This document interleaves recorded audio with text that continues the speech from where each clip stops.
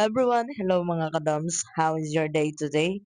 Anyway, today is Sunday, so sana po lahat tayo ay nakapagsimba sa araw na ito dahil ako ay pupunta rin ng simbahan. So tara samahan niyo po ako. Time check, 12:40 na po ng tanghali.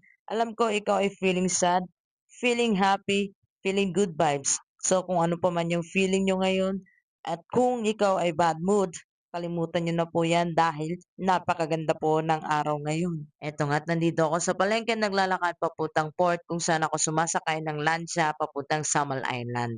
Meron kasing nag-imbita sa atin sa kanilang simbahan. Anniversary ng simbahan nila kaya naimbitahan tayo pumunta doon. So, ano pa bang hinihintay natin? Tara, let's go! Dahil lakwatsa na rin yun. Hindi po nakakaalam, ang Samal Island ay meron nga pala 46 barangays. So ngayon, ang pupuntahan natin ay ang barangay ng Tambo, kung saan itinayo ang simbahan ng CAC o ang simbahan ng Christ Ambassador Church. Napaka-thankful ko po sa araw na ito dahil isa tayo sa naibitahan na pumunta sa kanilang simbahan.